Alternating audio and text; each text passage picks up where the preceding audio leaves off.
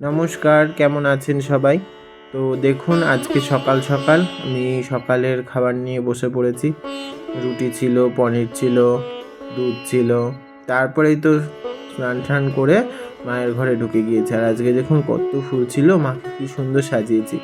আর আজকে মাকে মায়ের এক ভক্ত এই শাড়িটা দিয়েছে, কিন্তু মাকে অপূর্ব সুন্দর লাগছে। আগে পরিয়ে নিই, তারপরে আমি আপনাদের সাথে দর্শন করাচ্ছি। দেখুন মাকে শাড়িটা পরানো হয়ে গেছে, আর মাকে কি অপূর্ব সুন্দর লাগছে শাড়িটা পরিয়ে, মানে দূর থেকে আরও বেশি সুন্দর লাগছে।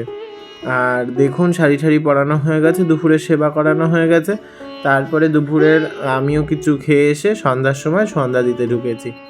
মায়ের ঘরে না আমি প্রত্যেক দিন একটু ধুনো, কর্পূর, তারপরে ঘি, মধু এই সমস্ত দিয়ে একটু এই যে ছোবড়া ধরাই। মায়ের ঘরে একটু ধুনো না দিলে মনে হয় কি যেন সেই সন্ধ্যা ব্যাপারটাই আসেনি।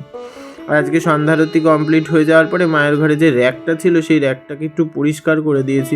র্যাকের মধ্যে সেইগুলো না এরকম ঠেলা লেগে উল্টে পড়ে যায়, তখন বড় সমস্যা হয় আর দেখতে কেমন লাগে। আর দেখুন এই সলতেগুলো আমার মায়ের এক ভক্ত পুরীতে গিয়েছিল, পুরীর থেকে এনে দিয়েছে। আর দেখুন আমি ধূপ ধরাতে বড় ভালোবাসি, নানান রকমের ধূপ আমি ধরাই মন্দিরে। তো আমি তার জন্য আমার ধূপের প্রচুর কালেকশন। দেখুন এই দুটো ধূপ বেশ সুন্দর, ছোট্ট একটা প্যাকেট, অনেকগুলো দাম।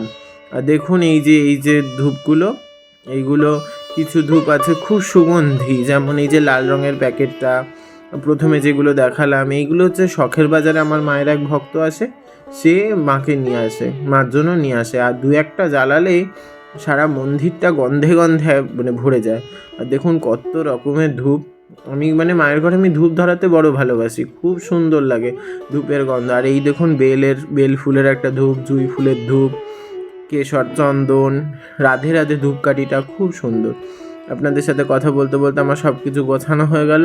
আর এই বাটার জিনিসগুলো যা ছিল সব কিছুই গুছিয়ে নিয়েছি। আর এখন রাত্রিবেলা একটু বেরিয়েছিলাম একটা দরকারে। তো আজকের মতো ভিডিওটাকে এখানেই শেষ করছি। যারা ফেসবুক থেকে দেখলেন ফলো করবেন, যারা ইউটিউব থেকে দেখলেন সাবস্ক্রাইব করবেন।